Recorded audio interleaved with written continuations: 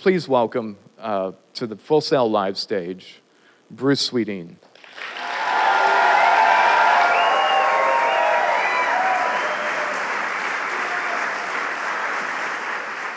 What I'm going to talk about today really is my life in the music recording studio. The first thing I want to tell you is that no matter how good a song is, or how accomplished the musicians playing it are, a poorly done recording and mix of that song will leave you cold. In other words, it will leave the listener with a bad impression of what the song could really be.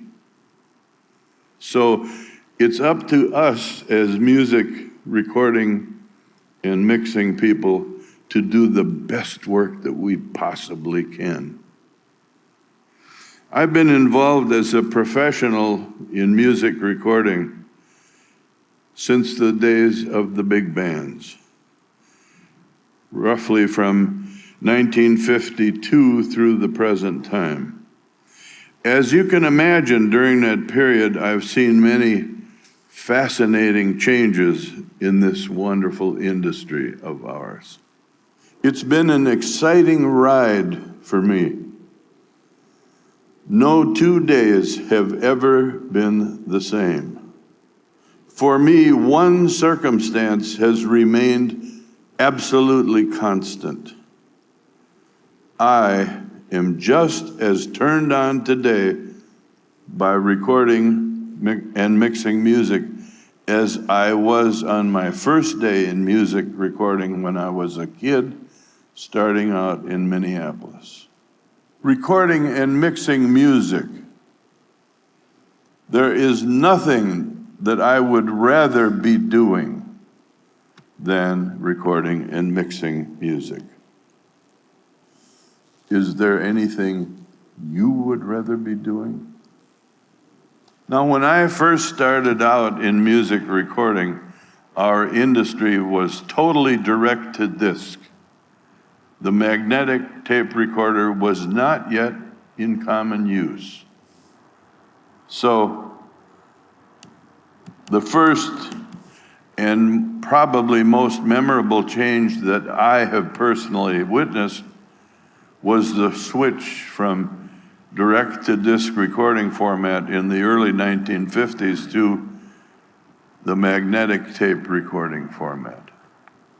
I will never forget that day in 1953 when the first high-quality professional magnetic tape machine came into my life.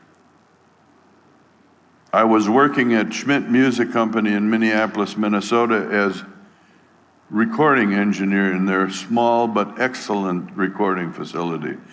A big truck backed up to the loading dock on a cold and snowy winter day in Minneapolis and delivered an Ampex Model 401 monaural 1/4 inch tape machine.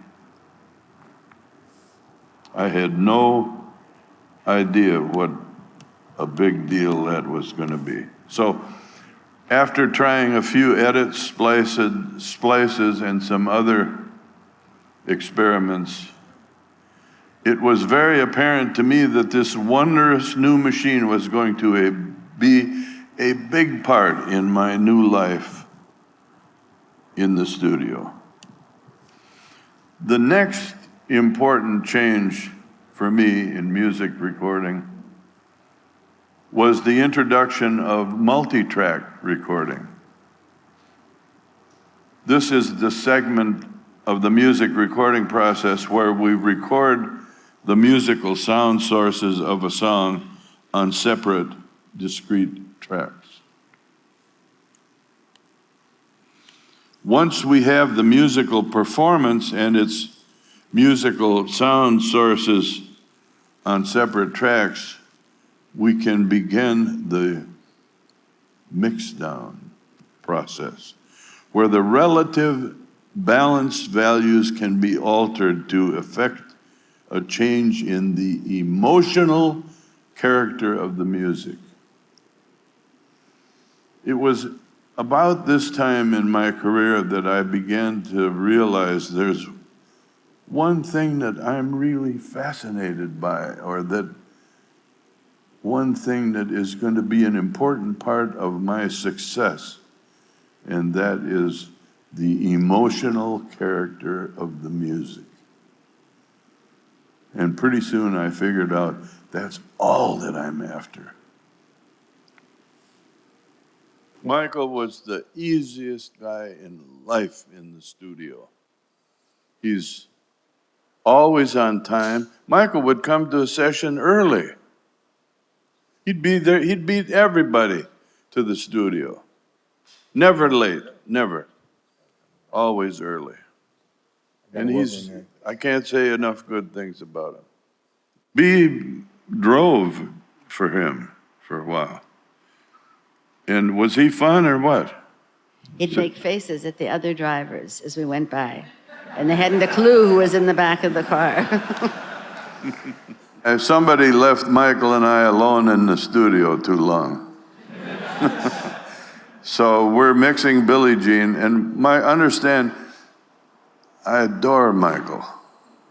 He's the greatest. And Michael is very, very polite, and he's a wonderful guy to work with. And he would say, Bruce, that's perfect, but let's try one more. And this is like mix 80. And so I say, no problem. So we did it. And then finally we got up to mix 91. And Quincy came in the control room and said, what are you guys doing in here all this time? And so we told him, Quincy, we're mixing Billie Jean. And we got a fabulous mix. And Quincy Jones cuts right to the chase and he says, let me hear it. Let me hear this POS you think you're making so perfect. So we played it for him. Came to the end, got real quiet in the control room. Quincy said to me and Michael, he said, okay, guys, let's listen to mix 2. So we played mix 2. It blew it all away. I mean, that was the most badass mix. That's what went out on Billie Jean, mix 2.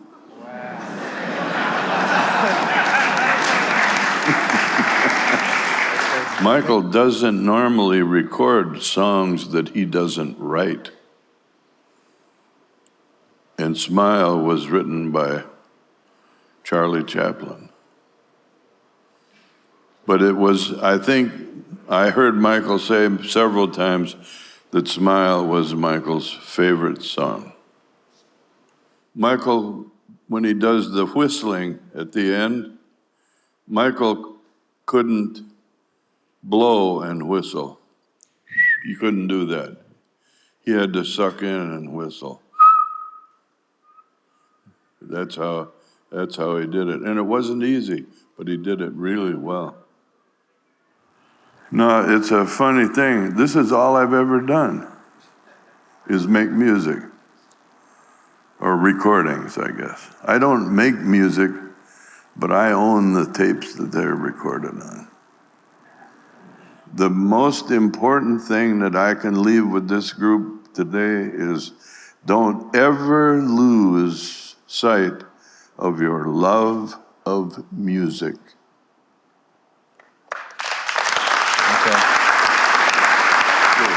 You people not only picked the best gig in the world, but you picked the best school to learn about it.